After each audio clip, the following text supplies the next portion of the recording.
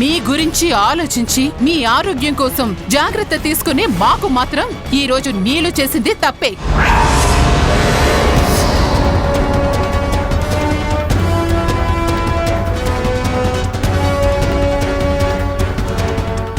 నాన్నా, ఇన్నాళ్లు సైలెంట్గా ఉన్న మీరు కూడా ఇప్పుడు సపోర్ట్ చేస్తున్నట్టు మాట్లాడితే ఎవరేం చేయగలరు, ఎవరేం చెప్పగలరు? అంతా మీ ఇష్టం వచ్చినట్టు ఉండండి. శ్రీజ, పద. ఇల్లొదిలి వెళ్ళిపోదామా? కాదు, మన గదిలోకి. అవునా? నీ ఎమోషన్ చూసి నేనేదో ఎక్స్పెక్ట్ చేశాను. ఏంటి ఎక్స్పెక్ట్ చేసేది? పదా.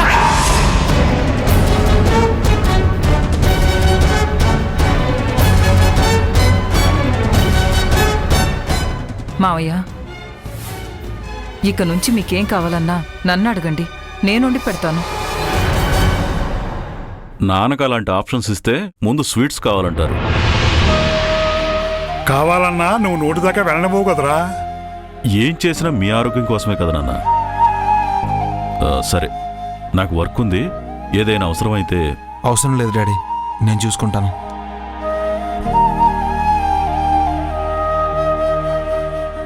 సులోచన, రేపటి నుంచి వంట కోసం నువ్వొక్కదానివే కష్టపడకుండా నీలుకు కూడా చెప్పమ్మా. తనకి వంట నేర్చుకున్నట్టు ఉంటుంది, నీకు ఓ చెయ్యి సాయం దొరికినట్టు ఉంటుంది. అంటే ఏంటే, నా మనవరాలకు వంట రాదని నువ్వు కూడా తీర్మానించేస్తున్నావా? అలాని కాదండి, ఇంట్లో ఇంతమంది ఉన్నా ఇంటి పని మొత్తం సులోచనే చేస్తుంది కదా అని. అత్తయ్య, నేనొక్కదాన్నే చేయట్లేదు, సాయంగా పనివాళ్ళు కూడా ఉన్నారు.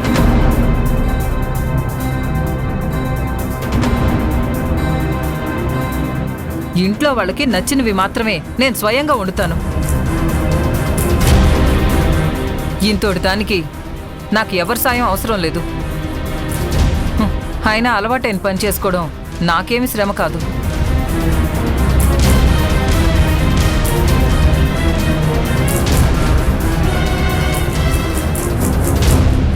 థ్యాంక్స్ తాతయ్య, నన్ను నమ్మి నాకు సపోర్ట్గా ఉన్నందుకు. నీకు కాదమ్మా, నిజానికి సపోర్ట్ చేశాను.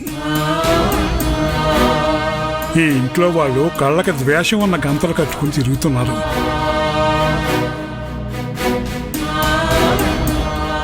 అందుకే నిజాన్ని అబద్ధాన్ని ఒకేలా చూస్తున్నారు. ఏదో ఒక రోజు ఆ గంతలు మాయమవుతాయి. అప్పుడే నీ గొప్పతనం తెలుస్తుంది. నన్ను గొప్పగా చూడ్డం కాదు, సాటి మనిషిగా చూస్తే చాలు. చెయ్యని తప్పుకి నింద వేయకపోతే చాలు.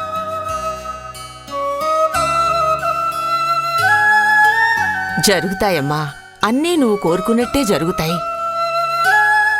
దగ్గరుండి పూజ చేయించాను కదా, ఆ ఫలితం మొత్తం నీకే దక్కుతుంది.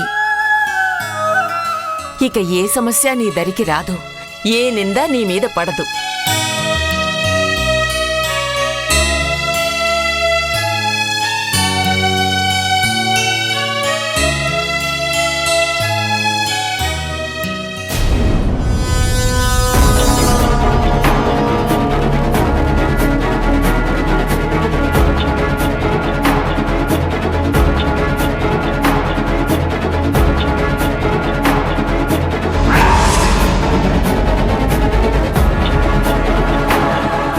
నాకేం అర్థం కావట్లేదు మావా. నా కూతురు స్థానంలో వేరే అమ్మాయి ఎందుకు వచ్చింది? వచ్చినా నా భార్య ఎందుకు మౌనంగా ఉంది? పక్షవాతం వస్తే నీ భార్య కాదు, మనిషి అన్నవాడెవడో మాట్లాడలేడు చీప్గా. మాట్లాడలేకపోయినా బుర్ర పనిచేస్తుందిగా, తల కదులుతుంది కదా. బెబ్బెబ్బే అని ఏదో ఒక సౌండ్ చేసి చెప్పాలి కదా. ఆ భాష వాళ్ళకి అర్థం కావట్లేదేమో. ఈసారి వెళ్ళినప్పుడు నేను డబ్బింగ్ చెప్తా.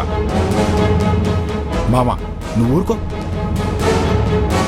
అన్నా, నాకెందుకో వదిన అలా అవడానికి కారణం ఆ అమ్మాయి అనిపిస్తుంది.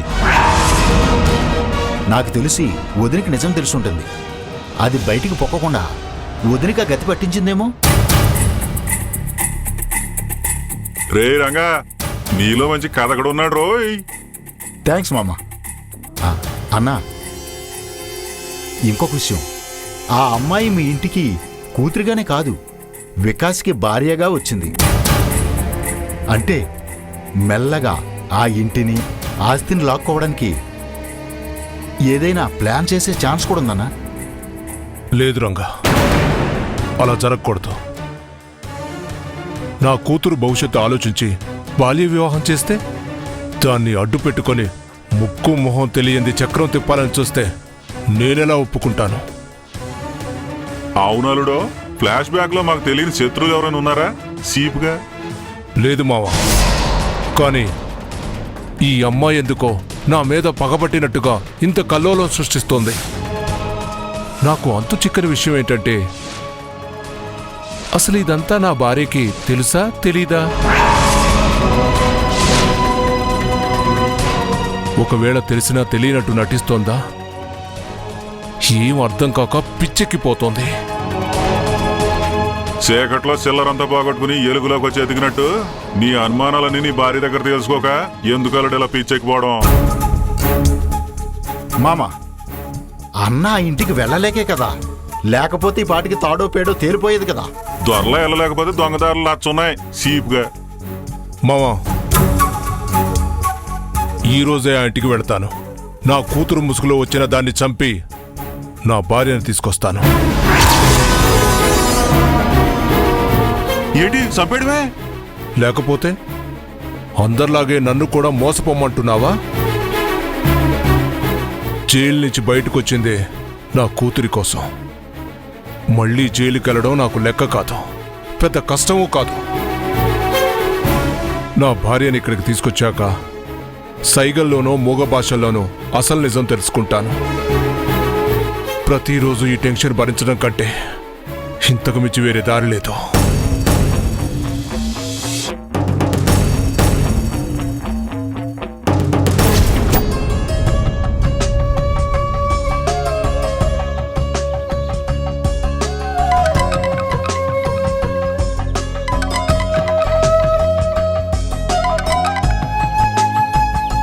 హలో, నమస్కారమండి. నేను గణపతి శాస్త్రిని. పంతులు గారు చెప్పండి. ఇప్పుడు మీ ఆరోగ్యం ఎలా ఉంది? బాగుందండి. హాస్పిటల్కి వచ్చే కలుద్దాం అనుకున్నాను, కానీ కుదరలేదు. అయ్యయ్యో, పర్వాలేదు పంతులు గారు. అన్నట్టు నేను మీకు ఫోన్ చేయడానికి గల కారణం ఏమిటంటే, వికాసు నీలు జాతకాలు ఇచ్చారు కదా, చూశాను. ఇద్దరి జాతకాలు వాళ్ళ జంటలాగే చాలా భేషుగ్గా ఉన్నాయండి. అవునండి, చాలా సంతోషం అండి. తెలిసి తెలియని వయసులో తాళి కట్టించిన దేవుడు కలిపిన బంధం కదండి, అందుకే ఏ లోపం లేకుండా అలా కుదురుంటుంది. కానీ చిన్న సమస్య వచ్చిందండి. సమస్య ఏంటి పంతులు గారు? ఇద్దరి జాతకంలో ఏ లోపం లేదండి, కాకపోతే సూర్యగ్రహణ ప్రభావం వల్ల అమ్మాయి నక్షత్రానికి చిన్న దోషం ఏర్పడింది. అది గండంగా మారే అవకాశం కూడా ఉన్నది. ఏంటి పంతులు గారు ఇది? అంతా బాగుందని చెప్పి మళ్ళీ దోషం గంధం అంటారేంటి? నేను అనడం కాదండి, సూర్యగ్రహణం వల్ల ఇతర గ్రహాల కదలికలలో మార్పు వచ్చింది. శుభం జరగాల్సింది గండంగా మారింది. గండం అంటే ఏదైనా ప్రమాదం అండి? ప్రమాదమే, కానీ ఏ స్థాయి అన్నది పరిస్థితులే నిర్ణయిస్తాయి. మనం చెప్పడానికి ఏం లేదండి. మీకు తెలియకుండా ఎలా ఉంటుందండి? ప్రతి సమస్యకి ఒక పరిష్కారం ఉన్నట్లే ప్రతి దోషానికి ఒక పరిహారం ఉంటుంది కదా. ఉంటుందండి, కాదనడం లేదు. ఒక జ్యోతిష్కుడిగా మిమ్మల్ని హెచ్చరించడానికి ఫోన్ చేశానే తప్ప మిమ్మల్ని భయపెట్టడానికో మరొకటికో కాదండి. భయపడకుండా ఎలా ఉంటాం పంతులు గారు? నీలోకి ఏ చిన్న సమస్య వచ్చినా వికాసు తట్టుకోలేడు. వికాస్ సంతోషంగా లేకపోతే ఈ ఇల్లంతా మోగపోతుంది. హోమాలు, పూజలు, శాంతులు ఏదైనా సరే, ఎంత ఖర్చైనా సరే చేయించండి. మా నీళ్ళకి మాత్రం ఏ సమస్య రాకూడదు. అది మీరు ప్రత్యేకంగా చెప్పాలా? నేను ప్రస్తుతం ఆ ఏర్పాట్లలోనే ఉన్నాను. నా ప్రయత్నం నేను చేస్తున్నానని మీరు తేలిగ్గా తీసుకోవడానికి వీల్లేదు. కొన్ని రోజులు అమ్మాయిని కంటికి రెప్పలా కాపాడుకోండి. అది ప్రత్యేకంగా చెప్పాలా పంతులు గారు? నీళ్ళు పరాయి మనిషి కాదు, నా సొంత మనవరాలు, నా మనవడి భార్య. ఈ గండాల గురించి తెలియకపోయినా అమ్మాయిని ఎప్పుడూ జాగ్రత్తగానే చూసుకుంటాం. మంచిది. నేను హోమం చేసిన విభూది అమ్మవారి ప్రసాదం మా వాడి చేతనే పంపించాను. ఈ పాటికి మీ ఇంటికి వచ్చే ఉంటాడు. ఆ ప్రసాదం అమ్మాయికి ఇచ్చి ప్రతిరోజు క్రమం తప్పకుండా స్నానం చేసిన తర్వాత విధిగా ఆ విభూదిని పెట్టుకోమని చెప్పండి. సరే పంతులు గారు, నేను చెప్తాను. మంచిది.